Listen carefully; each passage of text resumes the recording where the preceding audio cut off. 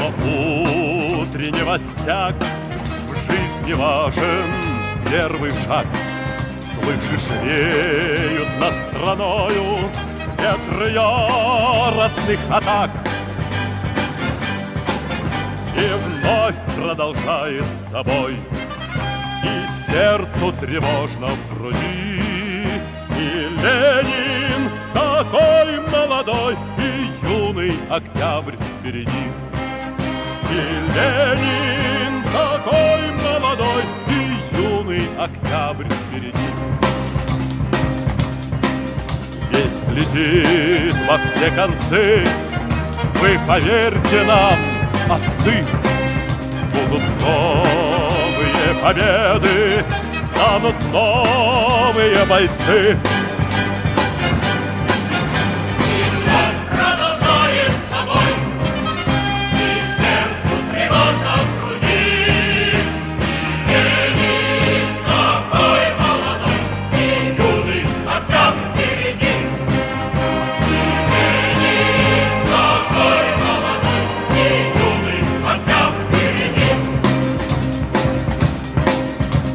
Милости не жди, жизнь для правды не щади.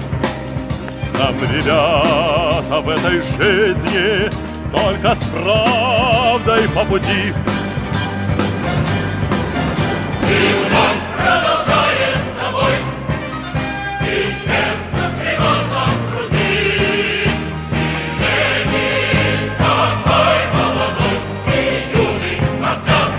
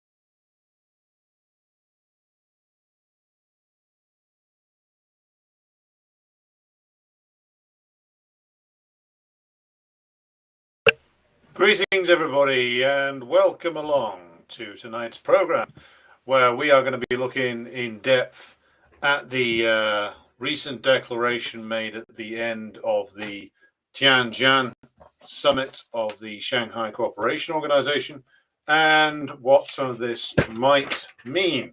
Welcome everybody who's tuned in so far. Be sure to like and share the stream if you have not done so already. Started you off there with a display of the what can only be described as intricate and unified marching of the Chinese armed forces on their the occasion of their Victory Day celebration, which came shortly after the SCO meeting, and also had at it people like Kim Jong-un, President Putin, and others, and was very much a display of both Chinese military and thus economic power, but also of Chinese alliances in the world. that have been successfully forged over the years. And also a very interesting speech from President Xi at that Victory Day celebration.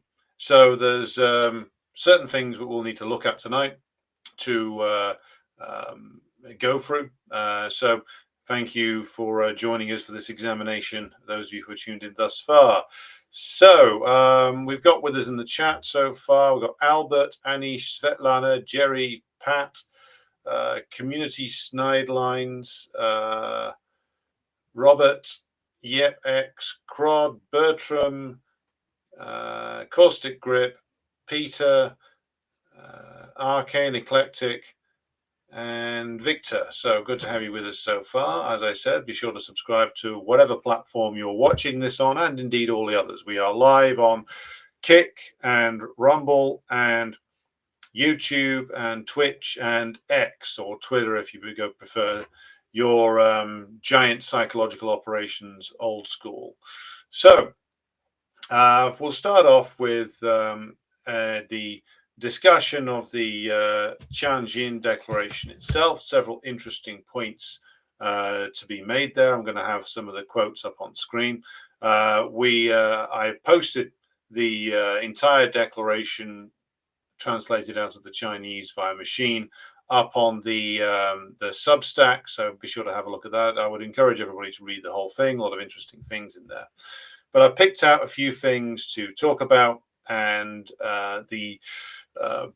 look at the way in which this fits into our understanding of the decline of US, or the US-led imperialist bloc, and the rise of, well, the sort of overlapping institutions of the SCO, Eurasian Economic Union, BRICS, etc., and the way this is slowly coming together to form a new set of international practices and institutions. So one of the things you'll find in the rhetoric of the Chinese officialdom and the Russians is that they all go back and they talk about the fact that they respect the UN Charter and the establishment of the series of international institutions after World War II as a big turning point. Now, this is an interesting thing in terms of the fact that they keep coming back to this as a means of criticizing US imperialism and the Europeans in particular. Now, it's important to realize that the things like the UN Charter, UN Declaration on Human Rights, etc., none of that would have been written up were it not for the power of the socialist bloc as it became after World War II. After World War II and the Nazis bringing into Western, Central, and Eastern Europe the methods of colonialism as they had been applied by the Europeans to Africa, to South America, to Southeast Asia and South Asia. The colonialist system, the imperialist system, was very, very discredited. The crimes of the Nazis were gargantuan, but they were, of course, all directly in line with the practices of the French, Spanish, the Portuguese, the British, etc., and the US itself. And so after World War II, we're faced with an ascendant socialist bloc. The imperialists needed to appear to make concessions, to give their system an ideological makeover. And this is where the inspiration for things like the UN Charter comes from, which, by the way, one of the authors of it was General Jan Smuts of the Dominion of South Africa, as it was called back then, an ardent, of course, segregationist, one-time opponent and then servant of British imperialism. So quite how much of this he meant to apply to the colonized nations, I think you can probably guess. But the fact that they were obliged to do things like create the United Nations and put into words and give it the form of some kind of law, even if it lacked the content, the words about respect for the sovereignty of individual nations, respect for the territorial integrity of nations, against or write long documents that were the sort of founding basis for the United Nations, against the launching of wars of aggression, of wars of territorial expansion, conquest. The fact that they were obliged to do these things is a testament to the fact of the popularity of socialism, and also the triumph of, or the beginnings of the triumph of, national liberation movements. The imperialists were obliged to adopt this language, even though, of course, they had no real intention of following it, simply to muddy the waters and make it look as if they were learning from the horrors of World War II, when in actual fact it was just meant to be a very pretty shaky makeover. But for the Soviet Union and then for China, this is regarded as a moment of a great step forward, and the Russians carry on that belief that the Americans, the British, etc., the French, being forced to acknowledge the sacredness, apparent sacredness, of the sovereignty of nations, and of course the idea of the equality of nations, even though that was never the practice following World War II by the imperialist powers. But they were forced to concede the idea of it, which they would never have done without the presence of a triumphant Soviet Union. So that the Chinese and the Russians keep going back to that and saying that they respect the UN Charter should not be a surprise, because this is very much the language that they're using in the Tianjin Declaration and other documents to do with both the Shanghai Cooperation Organization and BRICS. So they said the declaration states that the SCO members support the UN, they support the UN Charter, but it needs reform to better represent the demands, the just demands of the global South. So this is of course an interesting development. So I'm just going to start going through the quotes here. I would encourage everybody to read the whole thing. So let's put the first one up here, like so. So this one is from the declaration.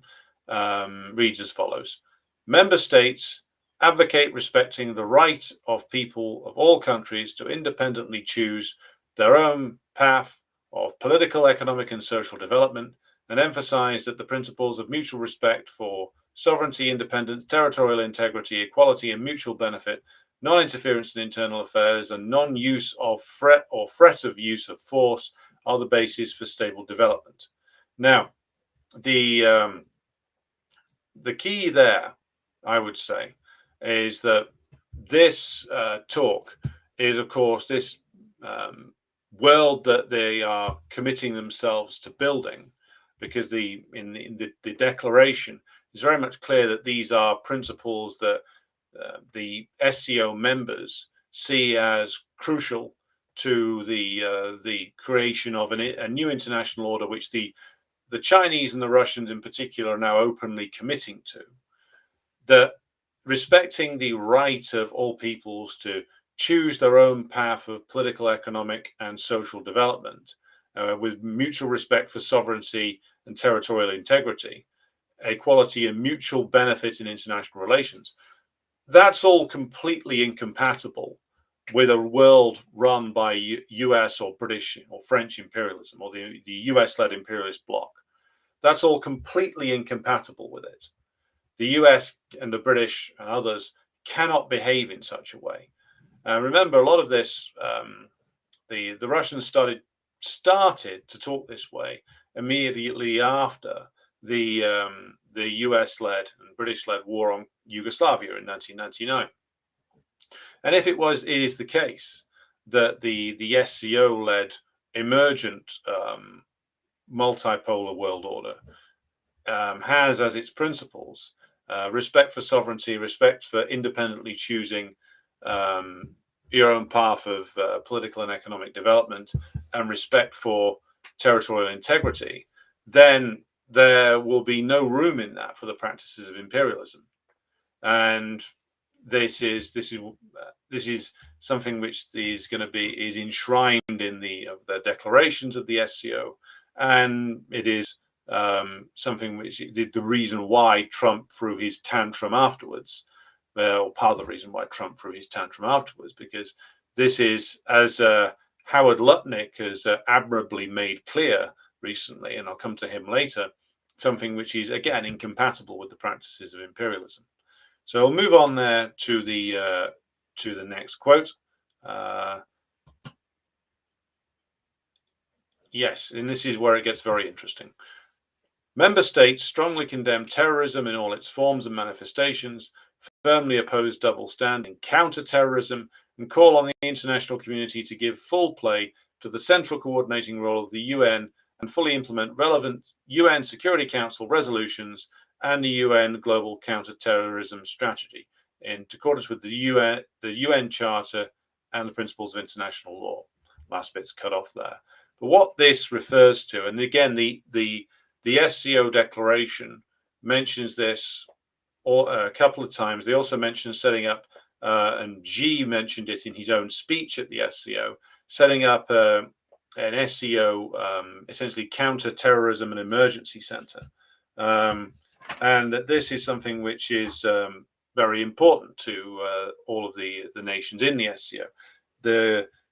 Xi said in his speech they want to set up an SCO center for countering security challenges and threats. And here we get back to the talk about our regular discussion about, well, what was the nature of the actual war on terrorism? And what you find is, much like the war on drugs, about which more on future episodes of the Decline and Fall show, what you find with the war on terror is that this was not about actually fighting radical Islamic terrorism. It was never about that. It was actually about creating more of it and creating it in such a way as to justify interventions. Let's take this down to the individual level. Just as the war on drugs was a method of both, inside the United States, it was a method of both asserting or reasserting internal political control via using drugs or the excuse of the prevalence of drug dealing to militarize the police forces of the United States, to extend state power, and also to use the charge of narcotics consumption to throw people in prison for extremely long periods of time. Often in the early days, people who were associated with radical political groups. And the cops would routinely frame people for doing this, for allegedly doing this. And another key element in like war on drugs type policy is that the deployment of like heavy armed police forces into poverty-stricken and rundown areas usually comes before some attempt at gentrification and social cleansing. So you run an area down, you deploy a militarized police force, and then you socially cleanse the poorer residents to bring in richer ones once you've driven them all out. Same principle applies on a macro scale from the micro scale. And the macro scale, things like the war on drugs are designed to not actually combat the things that they call cartels, but in reality, as Osvaldo Zavala has argued in his book, entitled "The Cartels Do Not Exist," the things that are called cartels are largely a fiction created by narrative managers in Washington. There is organized crime in a lot of these countries, but the reason why they talk about them constantly is like these military entities that control huge swaths of land, is to justify military operations in these areas, to destabilize countries, to seize resources, etc. Same principle applies to the practice of the war on terror. Let's just look at an example, and this is the Chinese and the Russians often talk about the need to counteract terrorism because they've actually been on the receiving end, as have a lot of countries and a lot of other countries in the world, but they've been on the receiving end of terrorist operations which trace directly back to the US, to Britain, and in the case of probably both Russia and China, but certainly China, to another NATO country, Turkey. And in the case of Xinjiang, for instance, the the Uyghur groups there that were running terror operations, these were directly sponsored by the US and Turkey. I'm not quite sure if the British were in the mix there. I'm going to speculate they were somewhere, but the British were certainly accused of being in the mix when it comes to Chechen and Caucasian terrorism inside Russia. And this has been alleged by Russian officials for a very long time. And it's all, you can see it being confirmed by the actions of the bourgeois press in Britain during the Chechen wars of the 90s and into the early 2000s. The Chechen rebels, who were a bunch of basically head-chopping scum, got the full-blown celebrity, what you call now the Zelensky treatment, because the British thought that this would be a good way of crippling the Russian Federation and maybe even forcing it into a series of disintegrations. Same is true when it comes to Xinjiang. The operation now is sponsored by the Americans, with the Turks being the subcontractor, and with the idea that you were going to essentially cause the territorial disintegration of China. Same reason they backed Tibetan separatism, because this again is like this is a standard British US practice. So the war on terror, as it evolved, was clearly using the same logic of the war on drugs, which is you create or sponsor or heavily influence the development of a terrorist organization, in this case, radical Islamic terrorism. You may be able to exploit existing divisions, poverty, all kinds of antagonisms that exist, or contradictions which you can turn into antagonisms in any society, and then use, arm, and sponsor the terrorist organizations. For instance, in a place like Mali, this is what the French were doing. There's now video evidence of them, airdropping weapons into to terrorist organizations. You then say, well, there's Islamic terrorist organizations in a place like Mali. We'd better put more French troops in there. But strangely enough, the problem is never solved. It's not meant to be solved. It's just meant to rumble on in the case of an oppressed nation like Mali or Burkina Faso or Niger. And it's designed to justify the presence of foreign troops. In a place like Russia or a place like China, this is designed to promote, to first of all, just cost, in terms of blood and treasure, the central government of both countries an awful lot, and also to discredit that government if it can't control the terrorists, and also ultimately they hope to trigger even more violent separatist movements to emerge. So that's the reality of every time they say they're going to have a war on something. They mean they're going to use it and justify making war on somebody else by saying they're fighting that. And it's clear from the way you see the Russian and Chinese governments talk about terrorism, what they mean is that they know the game. Like if you go and look back at the discussion between Putin and Oliver Stone in those free hour-long films that Stone did, it must be a decade ago now, almost a decade ago. Stone is talking to Putin in the Russian coordinating center for their Syrian operation, and Putin's talking about how ISIS gets supplied via northern Syria and through Turkey, and Stone acts surprised and says, "Oh, do your partners in the West know about this?" And Putin just looks at him and laughs, because it's obvious to him what's going on there. And the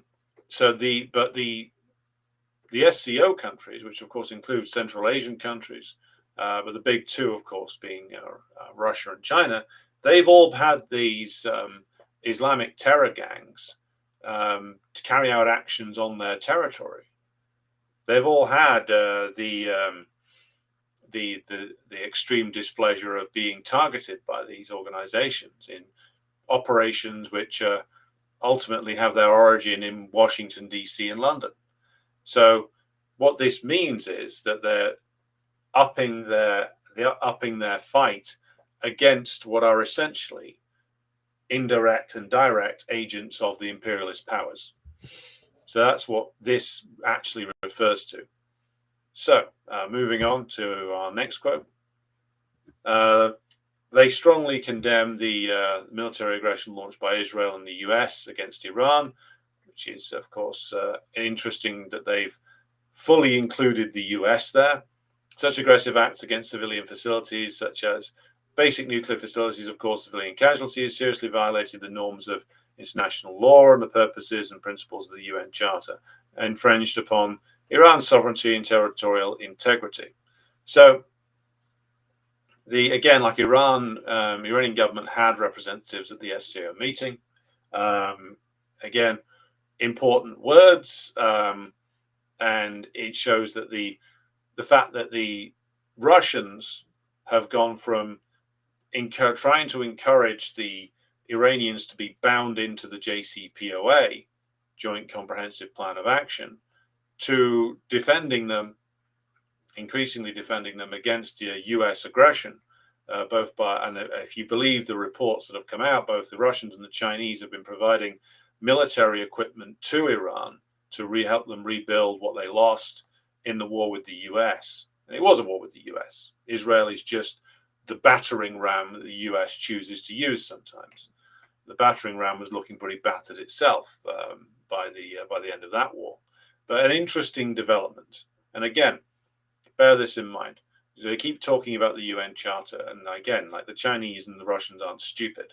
The Chinese often talk in rather elliptical ways, but they know full well, and the Russians know full well, that if the principles of the UN Charter were actually could be put into action, then again, the imperialism would be screwed. They couldn't do anything. But again, how do you implement international law with no gun to back it up? Interesting idea, but of course, again, it's good propaganda to use essentially. Right. Other things that come up in the declaration. Final slide here. Member states reiterated that the unilateral and unrestricted strengthening of the global missile defense system by individual countries or groups of countries will endanger international security and stability, and believe that it is unacceptable to seek one's own security at the expense of the security of other countries. Now, you hear this a lot from, again, the Russians and the Chinese. And, of course, like the idea of indivisible security is also something which is completely impossible under imperialism.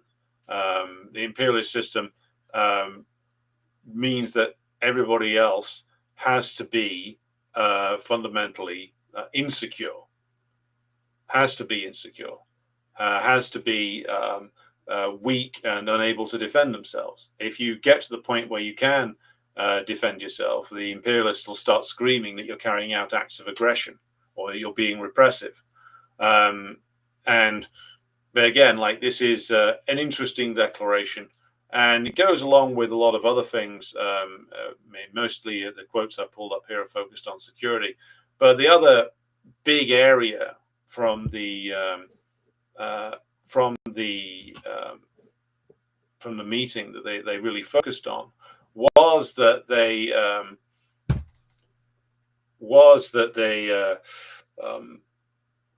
wanted to build. They want to build, and again, Putin particularly emphasized this in his speech to the SCO.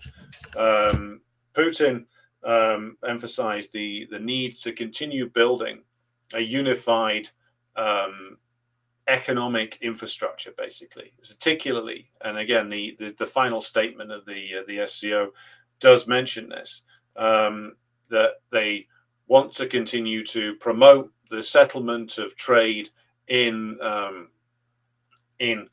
local currencies, not dollars. That they want to have essentially continue to develop their own international payment system, so that they're not held hostage by the US, which wants to weaponize the SWIFT system.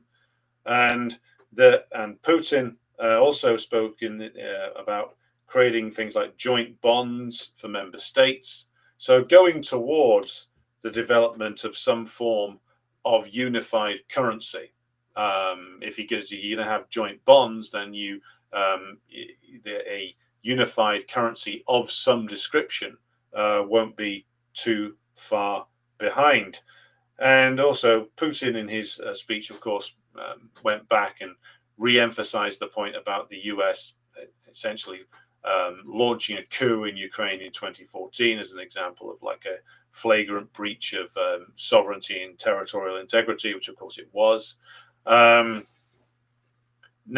the other point to raise here is that in the final declaration they declared that the priority was economic development, and that the priority they put a real prioritization on being able to bypass the US's stranglehold over the international system. And this has been very much encouraged by the need of the Russians and the Chinese to get around the existing system due to the way in which this has been, of course, weaponized via the sanctions regime by the US. So now it's standard practice for the SCO and increasingly BRICS to essentially make the demand that, or start developing, or develop further, I should say, the various different payment systems that they've developed, to increase their reliance on local currencies, not using the dollar as an international trade and settlement system. Now, this, of course, is in direct conflict with the interests of the United States, as demonstrated recently by a certain Howard Lutnik. Now, if you don't know who Howard Lutnik is, he's a senior official on trade in the Trump administration, and previous apparently a friend of Epstein, which puts him on apparently Michael Tracy's Christmas card list. But Lutnik said recently in a remarkable video, he made demands of the Indians, including the demand that they support the dollar. And this is in direct response to the SCO meeting. And it's interesting that Lutnik would make those demands. So I'm just going to load up here the video from Lutnik, because it's an interesting distinction that is available for us to view here. That you have on the one hand BRICS demonstrating, or BRICS and the SCO demonstrating their determination to push ahead with settlement and local currencies and building alternatives to the US-dominated system. Though at the moment, the SCO declaration from Tianjin says that what they're interested in is making these bodies like the IMF, World Bank, World Trade Organization more representative. Now, of course, they can say that, but the US would rather those institutions were train wrecked than to give other people control over them. They set all these institutions up not to do favors for anybody else, but to have international institutions which would help the US and the British compel countries of in the neo-colonial world to essentially do the US's bidding. These are imperial tools. I can understand why the SCO countries' consensus-based model is limited to saying that they should be democratized, but they can't be democratized. You try and democratize them, the US will pull the plug on them and refound something else, basically. So let's bring in Howard Lutnik here. And if you're wondering about his teeth, yes, they are on loan from a marble quarry somewhere.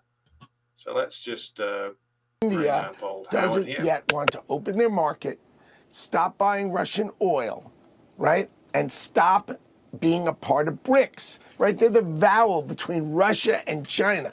If that's who you want to be, go be it. But either support the dollar, support the United States of America, support your biggest client, who is the American consumer, or I guess you're going to pay a 50% tariff, and let's see how long this lasts. or I guess you're going to pay a 50% tariff. And let's see how long this lasts.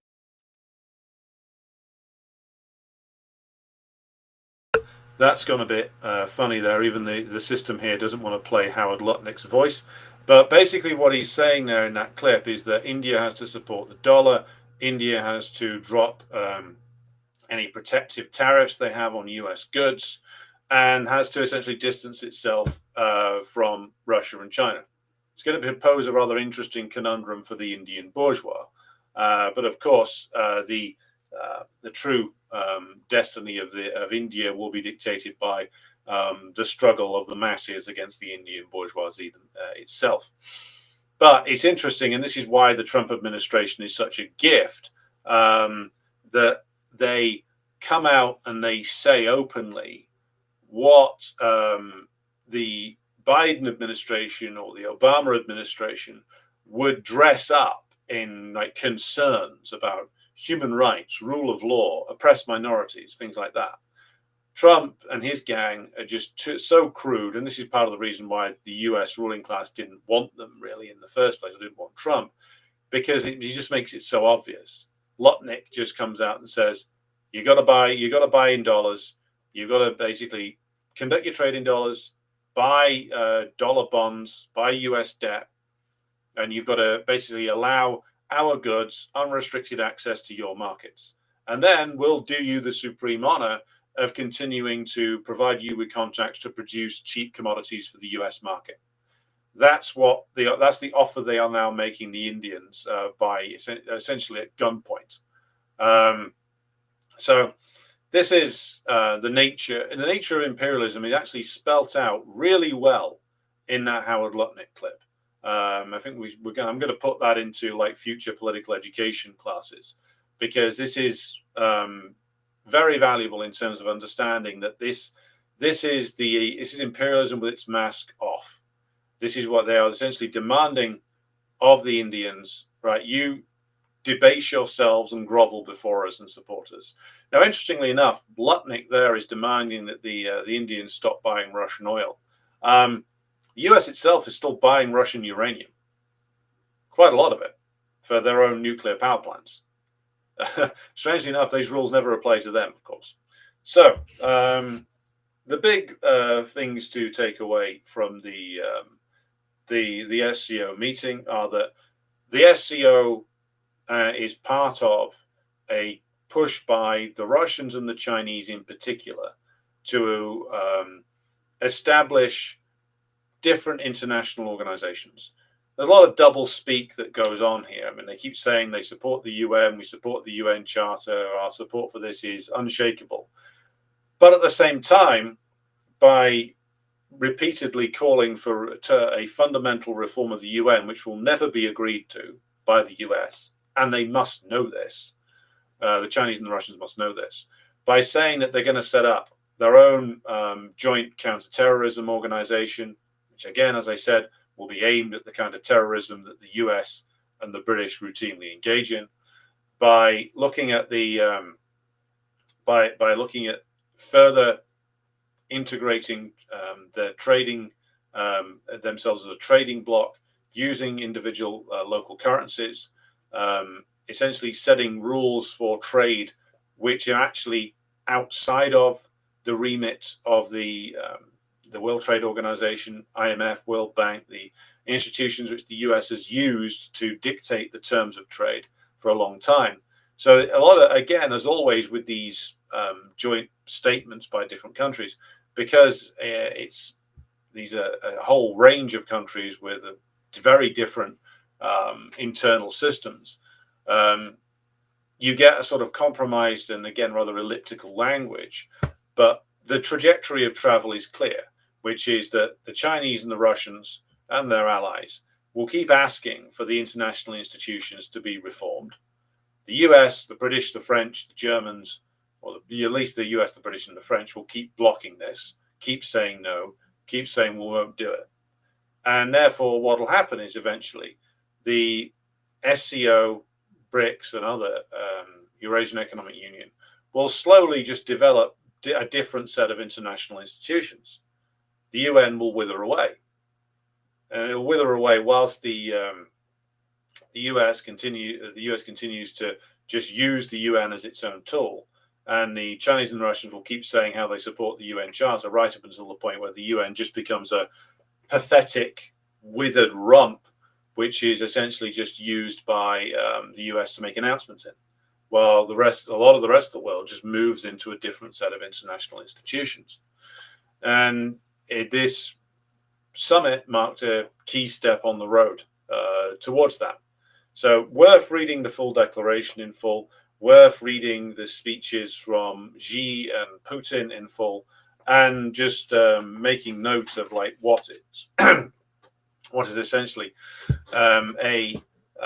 another step on the road towards like essentially the rendering of the institutions of the post World War II era irrelevant, because they've been made irrelevant because they are just simply tools of the US and its bloc allies. Right. So I'm just going to go through some of the comments and questions here. Arcane Eclectic says, why doesn't Trump just change the name of the Department of Defense to the Ministry of Love, since we are living in George Orwell's 1984 anyway? I would imagine that's a little bit too deep for Trump. Trump just likes the idea of changing names of things, rebranding things. I mean, the Department of War is a little bit more honest, but what will happen is Trump or Trump's chosen successor will probably lose in a few years' time. The Democrats will put up somebody with a semi-functioning brain. They'll win, and they'll change it back to Department of Defense again, and the New York Times editorial writers will declare that democracy has been restored. Nothing about its function will change fundamentally. Trump's approach is, if anything, as I said about Lutnik, a bit more honest.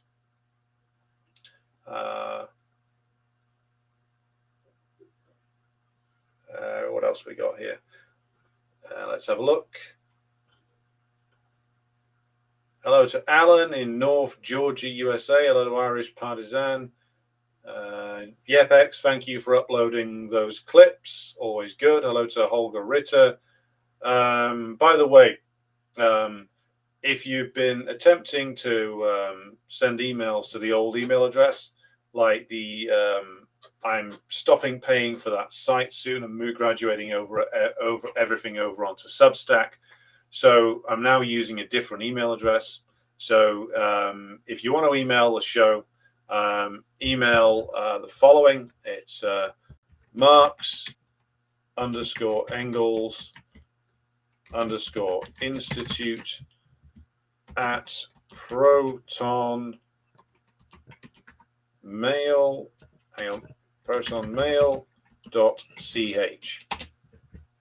So email that address rather than the old one. Old one's going to be defunct pretty soon. So anything you want to answer on, stick an email into that. Okay. So just going back up to catch more comments. Hello to Nikola Petrovich. Albert says the Russians talking his way after they got their asses kicked by the West. Well, they had to be kicked around an awful lot to realize it. But again, credit must go to the Russian communists of the KPRF for building pressure on the Russian or the Putin-led Bonapartist system for decades, for many, many years. And also, like, again, credit must be given to the Russian communists for helping Russia to avoid the fate of places like the Czech Republic or Poland, where the ruining of those nations, particularly the Czech Republic, is being done whilst they move towards the banning of communist parties, and the warping of historical memory. And again, that's something done by the anti-communist regimes there. That's something which Xi and Putin both talked about a great deal.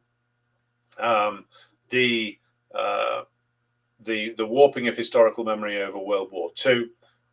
Xi talked about it because, of course, the Chinese lost, depending upon which figures you look at, anything from 20 to like 35 million people in total. Russians, of course, lost around about, well, at least 27 million.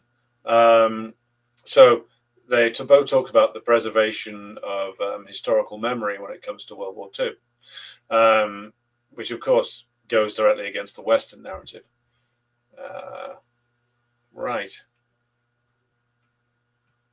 Good afternoon or good evening, depending on where you are, to Vera, to Jenny, our moderator. Good to have you with us.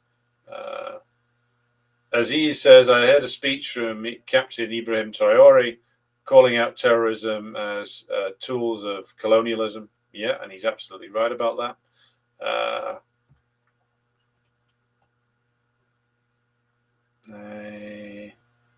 Hello to Lumina Cadence, who's with us. Almir says, watch the military parade, the Chinese military parade. It was so impressive. It immediately reminded me of that Rubio speech when he said that the West had never faced a technological and military rival like this, not even the Soviet Union. I would say that technology-wise, the Soviet Union was military tech-wise on a par with the United States and could counter the United States. I think what the Chinese have over the Soviet Union was that they've more successfully consistently applied their technological breakthroughs across the rest of society. I mean, that's certainly true. Now, in terms of military, the US could never have taken on the Soviet Union, militarily speaking, and never really had any intentions of doing it. Like now, it was a lot of the Cold War involved an awful lot of bluffing and bullshitting by the US and their allies.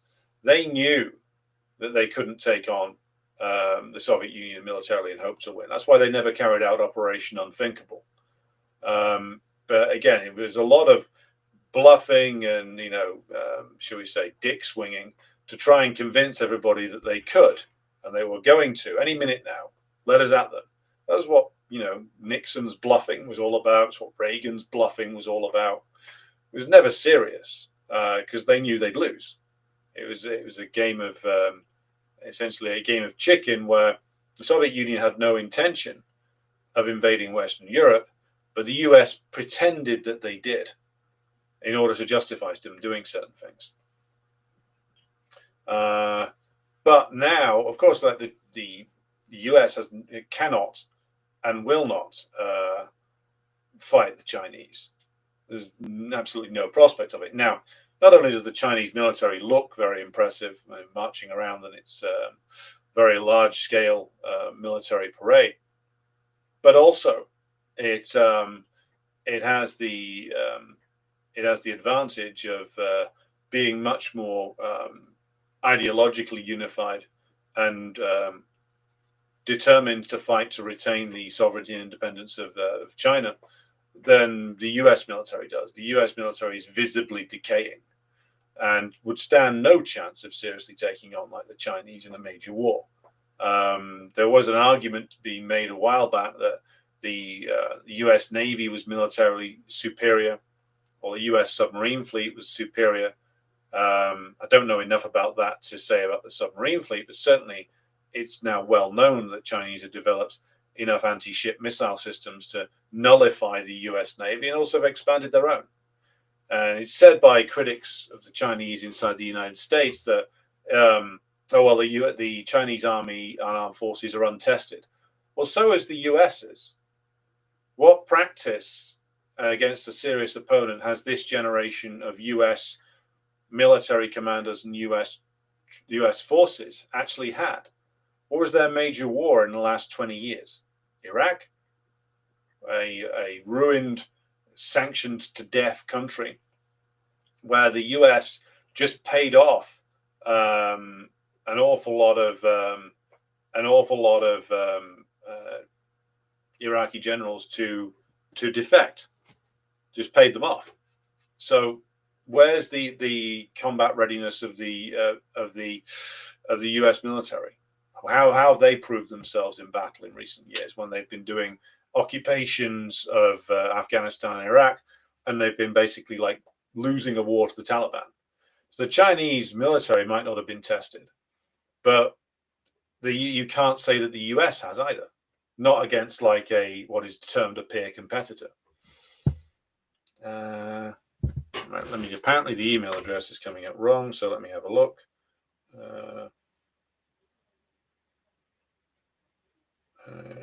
Let me just have a look here. Make sure we're looking at the right thing.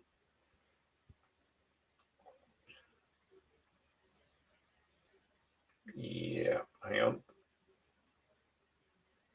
So it's Marx _Engels _Lenin _Institute at protonmail.ch. So I'm just going to put that in there again. Meanwhile, submit your questions in the chat, or if you've got a more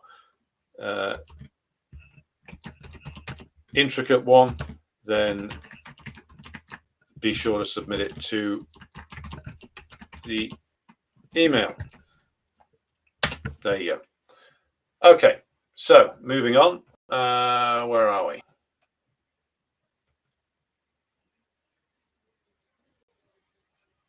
North Korea was technically the last real army the US faced. Yeah, and that was a draw, basically. And they had to, thanks also to the interventions of the Soviets and the Chinese. So, Alan asks, why is Trump putting troops on the streets? Interesting question. I think part of it is just petty politics. This is a sort of move to, get one over on like the major Democratic Party mayors of the big cities that the Republicans don't control. Part of it, though, is an inexorable process where this would have happened also under a Democrat administration eventually. Trump's, again, with his crudeness, he's speeding up the process. And fundamentally, this belongs in the same sort of bracket as US police militarization, which is all about the fact that they are constantly pushing more and more militaristic and violent solutions and very repressive solutions, as they call it, to problems that the system creates. The system creates an increasingly large lumpenized element. The system creates a lot of drug addicts. The system creates a lot of petty criminals. The system creates a lot of homelessness. They have no intention whatsoever of solving any of these problems. No intention at all. The best you're going to get out of the US system is like the NGO state stepping in and basically administering very ineffectively various different like drug addiction and homeless services, which basically just involve servicing a tent city, as you get in like the west coast of the United States. And they have no real intention of doing much about crime either. So the solution that summoned the US ruling class, because again, this isn't just Trump's idea, somebody's put that idea in his head for more than 5 minutes. Now, what this means is that there's a section of the US ruling class who can quite clearly see that there is going to be a point where their own control is going to be compromised, not by criminality, not by like drug addicts, homeless people, or something like that, but by a serious domestic revolt. And so what they've been doing for over a generation now is getting the US population ready for a serious for a military style crackdown in the event of a domestic revolt. That's what it's about.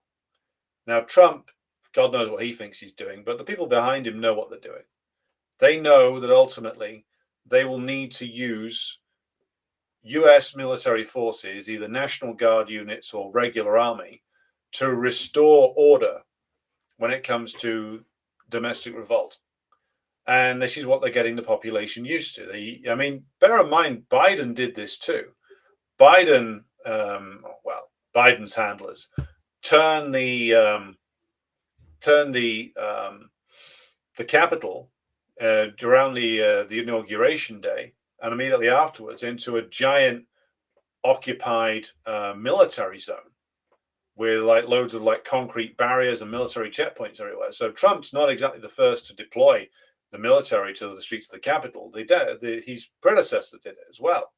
So this is all part of like they use different justifications as to why they're doing it. With Biden and the Democrats, it was to stop the horrible Trumpite putschists from coming back and stopping our glorious president being inaugurated. With Trump, it's like, I'm tackling crime. Crime's out of control. You know, they each have their justifications, but it's the same agenda, which is you get the population used to the sight of armed men in military uniform on the streets, because that's what ultimately it's going to come to. And some of them know that, and they're getting the population ready. And they've already prepared the ground for this by militarizing the police. Was there any real need to give tanks to local US police forces? Was there any real need to like hyper militarize all of the different branches of law enforcement? No, not really. There wasn't. It wasn't an objective need for that in the 80s and 1990s. Other solutions could have been found to whatever law enforcement problem they were looking at, but they wanted to do that. They wanted to do that because fundamentally they know on some level that the revolt will come, and they want to have a huge apparatus of repression ready to go when it does. Militarization of the police, the acceptance by the population, or certain elements of the population will learn to accept the deployment of troops in the civilian areas. Now, of course, everything has its opposite effect. If you're going to start deploying the army to civilian areas and you're going to start using the army for domestic repression, essentially the quality level of the US Army is going to deteriorate even further, and people are going to be even less willing to join it. And also, it will mean that if you're in the business of organizing as a communist inside the United States, if the US military is deployed directly to your streets, there is the opportunity to actually speak directly to the forces that are deployed there about what it is they're doing and why are they there and why do they think they're there, etc. Right.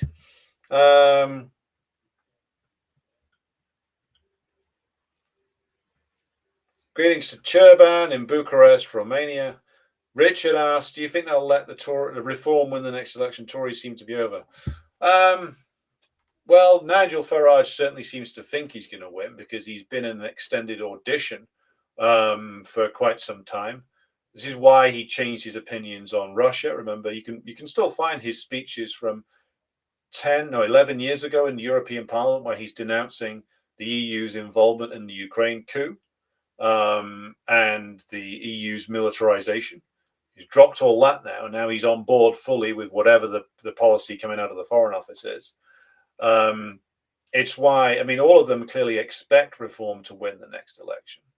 Now, the Labour Party is trying to get out ahead of them by adopting all reforms policies when it comes to the question of migration. So this is I think they are the favourites at the moment to win the next election, barring some kind of dramatic reversal of fortune for the Labour Party, which I can't see happening. It's only going to get worse for them. And the only thing that could stop it, presumably, would be some sort of Frankenstein's monster type political creation involving the Labour Party, Corbyn's lot, if they ever get themselves a name, the Greens, the Liberals, maybe the Scottish National Party, the SNP, maybe the Welsh nationalists, in a sort of progressive coalition that the sort of left end of the bourgeoisie and the petty bourgeoisie have been having dreams about for years. But it looks to be it'll be reform, but they'll get a majority probably but it'll be the kind of government that's very similar to this one, which is it'll be elected. Maybe there'll be a bit more enthusiasm for it than there is for Labour. Maybe the people voting for it will be doing it in a more enthusiastic fashion, I would guess. Some of them at least will. But it'll be, my guess will be, is that it'll be, there'll be an enthusiastic small minority behind it. It'll be overly rewarded in the electoral system, especially if the ruling class reaches a consensus that the Tories are finished, will swing completely behind reform. I often think that they're going to execute some sort of merger between the Tories and reform in order to have full control. I think they've got pretty much full control over reform anyway, but to avoid any possible rogue elements. And what you'll end up with is basically a Tory administration headed by Nigel Farage, who's already shown that he's just willing to say and do whatever the fuck is put in front of him by the officialdom. Now, one of the things that they might want to do, the British ruling class, or at least a section of them, is get themselves to the point where they have effectively rejoined the European Union in some way or another, to limit the scope of Farage's maneuverability before he's in office. They might want to do that. But either way, old Nigel's shown that he's willing to play ball, so why not give it to them? It won't save British imperialism. In fact, it'll heighten the contradictions even further. Lista Costadino says, I'm still baffled that France was let to be a permanent UN Security Council member. It was made by the World War II victors and they didn't do almost anything. The Balkan countries did more in World War II than France. That's true. Look, if you're talking about contributions to the victory in World War II, then it should have been the Soviet Union, China. You could argue Britain and the United States, but you probably should have put in Yugoslavia and Albania next, not the French, because they just simply capitulated quickly. Or let's be fair, the French ruling class capitulated quickly and collaborated even quicker. David Greenwood over there in Yorkshire, or down there in Yorkshire.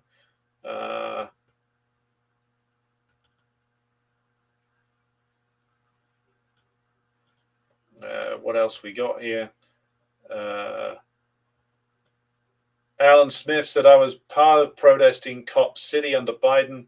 They were already planning on ramping up domestic militarization. Well, it was all going on. I mean, to my knowledge, it goes back to the 90s, like increased militarization. I mean, that really is what something like the Waco siege was all about, fundamentally. It was about, I think for the people who executed it, using that word quite deliberately, was about like demonstrating the what they saw as the need for further militarization of the federal law enforcement agencies. That's essentially, I think, what they wanted to get out of things like Waco, and the scare over right-wing terrorism following the Oklahoma City bombing, and then finally 9/11.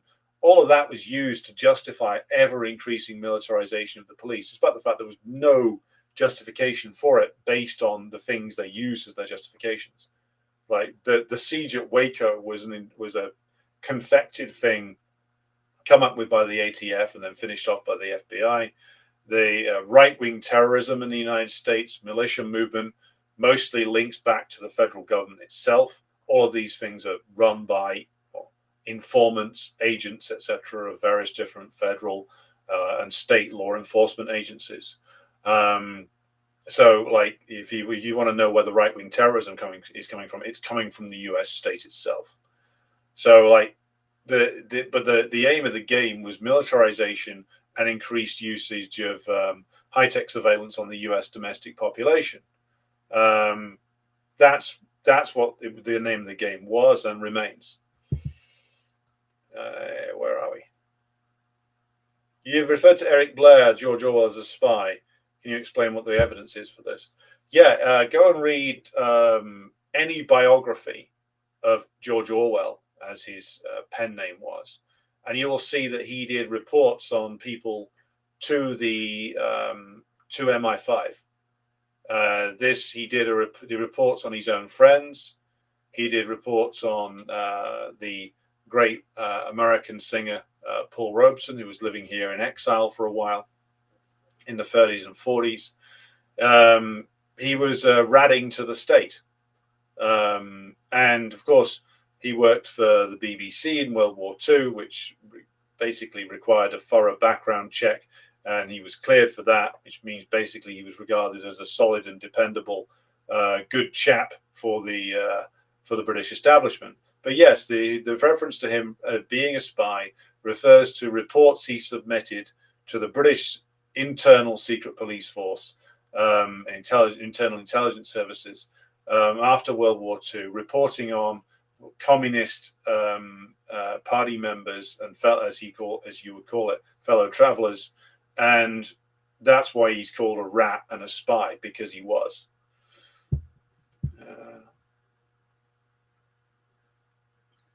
French SS units were defending Hitler's bunker at the end. That's true, they were. There was a lot of very enthusiastic French fascists. Irish Partisan says, do you think India, Brazil, and South Africa should have been included in the UN Security Council? Would it make much difference? Well, arguably, India should, if you're going off size and military power, possession of nuclear weapons, etc. But then again, would it make any difference? No, because look, as long as the US, the British, the French have their veto power, they can just paralyze the UN Security Council. It doesn't matter if you include, Brazil, India, etc., South Africa on there. As long as the others have veto power, it doesn't matter who's on there. They could be outvoted 10 to 3 or something, or 20 to 3, or 100 to 3. US could be outvoted 100 to 1. As long as it has its veto, it doesn't matter. It doesn't matter who's on the UN Security Council, fundamentally. I mean, the Chinese and the Russians keep going on about the need to reform it. They're never going to be able to reform it. Unless the US walks out, which, Trump might do, who knows. Fundamentally, though, you cannot have a system of international law and a unified and indivisible conception of security, all the things that the BRIC states and the SCO states keep committing themselves to. Can't have that with imperialism in the world, because that's directly against imperialism's fundamental interests. So, he wouldn't make any difference. Like the UN, really, and again, I think the Chinese and the Russians know this, is a fundamentally fucked organization. Its charter has a lot of nice words in it, which were only ever there to do a sort of paint job on imperialism, to convince people that, imperialism is, we've changed. We're not like we were. We're not like those Nazis. Look at the UN charter. Again, words that could never be real under an imperialist system. Aziz says, Russell Brand has gone full right-wing, interviewing the actor Stephen Yaxley Lennon and quoting Trump bootlickage Benny Johnson. Well, he needs to be, he's decided that he needs to pivot, having been a fan of Ed Miliband 10 years ago, to being a Donald Trump ring kisser now. Makes you wonder what they've got on him, because the pivot came after the rape allegations were made against him. And of course, he was at the Diddy parties, even though, of course, Diddy seems to have got away with it. Fuck only knows what that guy's done. My guess is it's not good. And there's visual evidence of it in the mix somewhere. And he's decided that by groveling to Trump and the Anglo-American, like, reactionary, like, fascist types is going to be what can save him from jail. Because that's clearly what his motivation is. That and money. These guys bring a lot of money to the table. He's not getting the Hollywood work anymore. Not everybody can go and work with Rob Schneider. So Brand is currently, like, basically, it's entirely appropriate that he would be interviewing, like, the actor Stephen Yaxley Lennon about, protecting women and girls. One of the interviewer there, Russell Brand, is a credibly accused, on multiple occasions, a credibly accused rapist. And the other one, Stephen Yaxley Lennon, is associated with a lot of people who have been convicted of rape, sexual assault, and pedophilia. So those are the great defenders of women's rights: Russell Brand and Stephen Yaxley Lennon. And if you fall for that, then you clearly have less brain cells in your head than Joe Biden does. Is Russell Brand living in Israel? It's got to be the future for him, hasn't it? It's got to be the future. How did Diddy get away with it? As Nikola Petrovich says in the comments, he's got a lot of money and he paid the best lawyers. All they got to do is, prove reasonable doubt or raise reasonable doubt, and that's it. I mean, if you've got money, if you've got serious money, and old Diddy, Sean Combs, has a lot of money. If you got that much money, you can, and you're not literally on camera killing somebody, you can get away with an awful lot, because your lawyers can tie the thing up in court for years and years and years. Particularly if it's like a he said, she said, or he said thing. And there's like a lack of witnesses, or there's any doubt that can be cast on it, or you can say that the whole thing was nothing bad about it. It was all just consensual. It was all just a party. And you can, if you've got a good enough lawyer, they can spin that story for you, basically. Maybe Russell Brand's hoping Diddy will give him the usage of his lawyers. All right, everybody. I'm going to bring things to a close for tonight. I'll be back again with you tomorrow, probably at an earlier time. So thanks to everybody who's tuned in. Thanks to everybody who supports the show on Patreon and Buy Me a Coffee. I'll be back with you again tomorrow. And until then, thank you for joining me, and good night.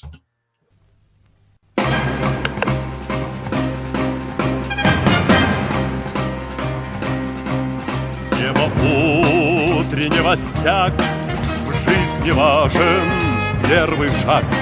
Слышишь, реют над страною ветры яростных атак. И вновь продолжается бой, и сердцу тревожно в груди. И Ленин такой молодой, и юный октябрь впереди. И Ленин такой молодой, и юный октябрь впереди. Весть летит во все концы, вы поверьте нам, отцы. Будут новые победы, станут новые бойцы.